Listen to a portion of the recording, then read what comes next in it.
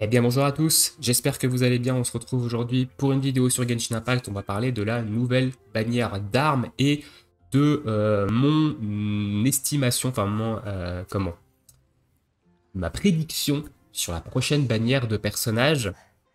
Qu'est-ce que je vois bien arriver après Kicking et pourquoi? On va d'abord parler de cette nouvelle bannière d'armes du coup qui arrive demain à 18 h, donc le 23 février à 18 h. Elle est plutôt intéressante cette bannière. On a eu les reveals des stats du bâton d'Oma, de l'épée antique des millélites et de la lance des millélites qui sont les trois nouvelles armes qui vont arriver avec cette bannière. Donc on a eu les stats officiellement ainsi que les passifs. Dans cette bannière, il y a également la mort du loup, qui est une arme exceptionnelle, une arme à deux mains hyper forte, que j'aimerais bien avoir notamment pour Baidu. Et le bâton, c'est pour Zhongli, que je vais aller le chercher, parce qu'on va aller voir ses stats et ses passifs, et c'est très intéressant pour Zhongli. Du coup, en arme 4 étoiles, on a également l'arc rituel, qui est un arc que j'ai déjà en 2 exemplaires, mais pourquoi pas évidemment avoir des doublons. Le rugissement du lion qui m'intéresse pour le build que je compte tester sur Keking, si j'arrive à la stuffer. Le mouvement vagabond qui est un catalyseur qui ne m'intéresse pas, et les 2 nouvelles armes 4 étoiles qui sont exclusifs à cette bannière. Attention, les armes 4 étoiles des 1000 élites, l'épée antique et la lance des 1000 élites ne seront pas ajoutées à la bannière permanente après cette bannière d'armes. Elles seront exclusives à cette bannière. Si vous les voulez absolument pour faire des tests, parce qu'on va voir que les passifs sont plutôt quand même intéressants si on veut tester des choses dans le jeu, et ben il va falloir pull sur cette bannière. Alors, du coup, qu'est-ce que font ces nouvelles armes? On va commencer par le bâton de Oma, du coup, qui est l'arme 5 étoiles de la bannière, la nouvelle arme 5 étoiles. Elle va donner du dégât critique en stat principal. Donc on va avoir 62,2% de dégâts crit au niveau 90, ce qui est très bien. On a 608 attaques de base, ça ne fait pas partie des plus hautes attaques de base des armes 5 étoiles, mais c'est très bien également. Et au niveau de son passif, on va avoir une augmentation 20% des HP, donc c'est très bien pour Zhongli et son bouclier. Zhongli qui tourne pas mal autour des PV, donc une arme très intéressante pour Zhongli. Le personnage équipé de l'arme obtient également un bonus d'attaque équivalent à 0,8% de ses PV max, donc il va également gagner de l'attaque en fonction de ses PV. On sait que Zhongli, ça peut monter très haut en HP. Et en plus, lorsque ses PV sont inférieurs à 50%, il obtient un bonus d'attaque supplémentaire équivalent à 1% de ses PV max. Donc ça, c'est très rare. On va avoir un Zhongli à moins de 50% d'HP. De toute façon, si je pull l'arme, c'est surtout pour son boost d'HP, pour ses dégâts critiques en sub, et évidemment le petit 0,8% d'attaque qui fait plaisir aussi, qui pourra permettre de booster l'attaque que évidemment j'aurais perdu en changeant d'arme.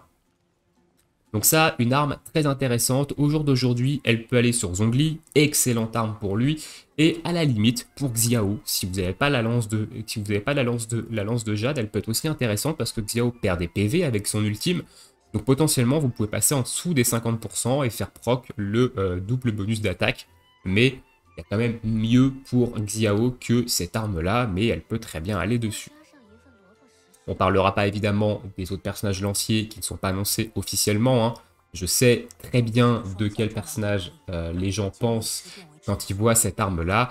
Moi, comme je l'ai dit, je ne parle pas de leak, donc je ne parlerai pas de ce perso. On va passer à l'épée. Du coup, l'épée à deux mains, épée antique des 1000 élites. On a 41,3% d'attaque en plus au niveau 90. On a une attaque de base de 510, qui n'est pas très haut, honnêtement. On a un passif du coup ici qui peut être intéressant mais qui est un peu particulier. Pour chaque personnage de Liu présent dans l'équipe, le personnage équipé de cette arme bénéficie de 7% de bonus d'attaque et 3% de bonus d'autocrit. Ce bonus peut être cumulé 4 fois au maximum, vous ne pouvez pas avoir plus de 4 personnages de Liu dans votre équipe. Ce qui fait que si vous avez 4 personnages de Liu dans votre équipe, vous êtes sur un 28% d'attaque et un 12% de tocrit. Ce qui est intéressant en termes de raffinement 1. Malheureusement, il faut évidemment se build une team full personnage Liu pour que l'effet de cette arme soit vraiment bénéfique.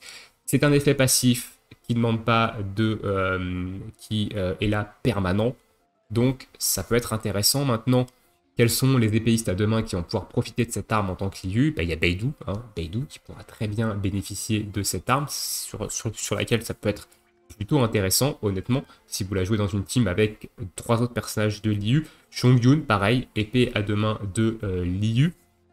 Donc, plutôt intéressant. Si jamais je drop cette arme sur la bannière d'armes, je le testerai sûrement sur Beidou. J'essaierai de faire une équipe full Liu et voir un peu ce que ça peut donner. Est-ce que c'est fort ou pas ce genre de passif? Voilà. Il essaye avec ce passif d'intégrer une nouvelle sorte de team building, donc les teams autour des régions. Ça peut être intéressant. Maintenant, si c'est que sur des armes 4 étoiles, à voir honnêtement, mais ça peut être intéressant. On commence quand même à avoir pas mal de persos et je pense qu'il est possible de se builder une team autour de chacune des régions qui est plutôt intéressante. On va passer maintenant à la lance qui a exactement le même passif que l'épée, ça va concerner les personnages de Liu, mais elle a des stats qui sont différentes. Elle a moins d'attaque % en sub et elle a plus d'attaque de base, donc elle a 565 d'attaque de base, ce qui fait qu'elle a 55 d'attaque de base de plus par rapport à l'épée, mais elle a beaucoup moins d'attaque % ici, elle est à 27,6%. Donc la lance, pareil, sur qui elle peut être intéressante? Elle peut être intéressante sur Xiao, dans une team full Liu, et également elle peut être intéressante sur Xianling, à la limite si vous jouez une Xianling main DPS, même s'il y a peut-être des armes meilleures que celle-ci pour Xianling, et encore, l'arme est plutôt bonne, honnêtement. Donc voilà, Xianling et Xiao. Pour Zhongli, honnêtement, je vois pas l'intérêt. Zhongli, c'est principalement un support, même si on peut le jouer en main DPS pour le fun. Je pense qu'il y a des meilleures armes que celle-ci pour main DPS Zhongli, mais cette arme reste quand même correcte également. On va passer maintenant en jeu, maintenant qu'on a vu évidemment la bannière, et je vais vous expliquer pourquoi j'invoque sur cette bannière d'armes. Évidemment, je ne suis pas une baleine, je ne suis pas un gros cash player sur le jeu, je suis ce qu'on appelle un tout petit cash player. On peut même appeler ça du semi-free-to-play dans le langage de Genshin Impact, étant donné que je n'achète que la faveur de l'astre et le Battle Pass. Donc ça fait une dépense par mois d'environ 10 €, ce qui n'est pas exceptionnel, ce qui n'est pas énorme.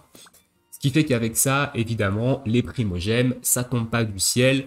On ne peut pas se permettre d'invoquer partout à tout va. Et du coup, sur le Discord, donc nous, l'équipe Genshin Impact FR, en général, on déconseille à ce genre de joueurs d'invoquer sur les bannières d'armes et de garder les primogèmes plutôt pour les bannières permanentes de perso, parce que les personnages, c'est quand même ce qu'il y a d'un petit peu plus important, et les armes 5 étoiles, notamment, c'est secondaire. Les armes 4 étoiles, c'est important, évidemment, d'avoir de bonnes armes 4 étoiles, mais il y a des armes craftables qui sont très bien, et les armes 5 étoiles, elles sont très fortes, mais c'est pas une priorité dans le jeu.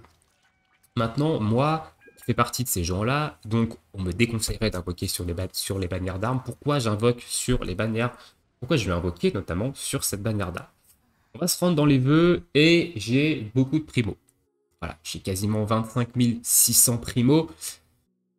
Parce que, évidemment, je n'invoque très peu sur le jeu. J'invoque que pour des personnages qui m'intéressent, dont j'aime le gameplay. Et de plus, j'ai une pity 100%.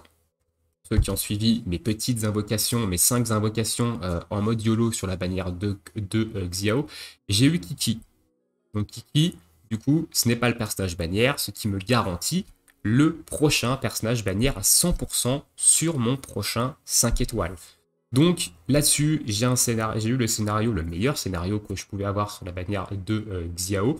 J'ai été très très chanceux. Et du coup, vous savez qu'une pity sur une bannière, c'est 14 400 primogèmes. Et largement au-dessus des 14 400 primogèmes ici.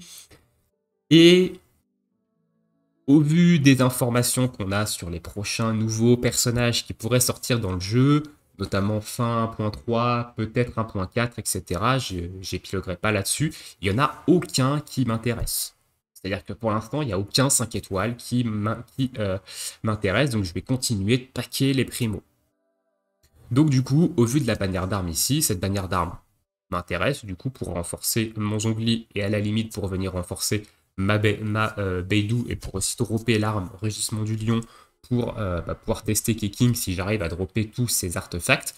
Et bah du coup j'ai décidé d'invoquer dessus. Donc j'ai gardé également les pierres de la fatalité qu'on a eu via le bonus de connexion et via le Battle Pass. Donc j'en ai 12 à l'heure actuelle, et du coup on ira faire une petite pity sur la bannière d'armes quand elle sortira. Donc la vidéo sortira mercredi matin. On verra évidemment si je suis chanceux. Donc là, la soft pity sur une bannière d'armes, c'est aux alentours de 65 apparemment, et la pity, donc la hard pity, c'est 80 sur une bannière d'armes. Donc voilà, on peut largement se le permettre. Donc on va se le permettre, bien entendu. Au niveau de l'historique, on va regarder un petit peu au niveau des bannières d'armes. Vous allez voir que la bannière d'armes, je suis à Z. Voilà. La dernière arme que j'ai eue, c'est le perceur prismatique. J'avais fait quelques invocations sur cette bannière d'armes ici. J'en avais fait, et j'avais eu le perceur prismatique au bout de 12 invocations. J'avais été ultra chanceux et je m'étais du coup arrêté là sur la bannière d'armes. Donc je suis à 0 au niveau de la pity, et sur la bannière perma de personnage, je suis à 2. Voilà. Et j'ai eu Kiki ici, et je suis à 2 de la pity. Voilà pourquoi j'invoque sur cette bannière principalement, parce que je peux largement me le permettre, même si je suis un tout petit cash player, et la bannière est intéressante évidemment pour ce que je joue et pour mon équipe. On va parler maintenant de ce que je vois arriver après Kicking. C'est un débat énorme qui fait couler pas mal d'encre, hein. Les gens sont là, oui, ça va être ça, ça va être ça, ça va être ça. Moi, je pense honnêtement qu'après Kicking, on aura un rerun de Zhongli. On aura le retour de Zhongli. Pourquoi Zhongli? Évidemment, Zhongli est déjà sorti il y a pas si longtemps que ça. Il est sorti fin 1.1. Et du coup, il y en a qui disent, mais non, mais ça fait trop tôt pour qu'ils reviennent, il y a d'autres personnages avant, un retour de Venti, Klee, etc. Oui, sauf que Zhongli, il a subi un gros buff en 1.3. Beaucoup de personnes n'avaient pas invoqué sur Zhongli à la 1.1, tout simplement parce que le personnage était catégorisé comme mauvais. Donc il n'avait pas invoqué dessus pour cette raison. Maintenant que le perso est devenu un top support, est devenu très très très fort avec son buff à la 1.3, pour moi, je pense qu'il serait intéressant que MiYoYo redonne la possibilité d'invoquer ce personnage. C'est ce qui se fait en général dans les gacha games. C'est quand on buff un personnage qui n'est pas accessible dans le jeu, on le remet accessible dans le jeu pendant une durée limitée. Donc là, pendant 2 semaines, tout simplement, je pense qu'ils mettront un rerun de Zhongli pour permettre aux gens qui n'avaient pas invoqué à l'époque, car il était soi-disant mauvais, de pouvoir avoir une chance de le pull maintenant après son gros buff. Voilà ce que je pense qui va arriver après Kicking, et honnêtement, ça serait pas déconnant que ce soit ça. Maintenant, on attend évidemment des informations officielles, on devrait bientôt en avoir, hein, des informations officielles, mais moi je pense qu'on aura Zhongli. Je pense qu'on aura Zhongli, vu qu'il y a eu un gros buff, la moindre des choses, c'est de le remettre dispo pour ceux qui veulent l'invoquer. Voilà un petit peu pour cette petite vidéo sur la bannière d'armes, sur ma prédiction sur la prochaine bannière après Kicking, et du coup vous aurez évidemment une vidéo invocation sur cette bannière d'armes mercredi matin. On verra si je suis ultra chanceux ou pas. Et sur ce, écoutez, je vous souhaite tous une très bonne journée, une très bonne soirée, bon jeu, et à bientôt pour de prochaines vidéos. Ciao, ciao.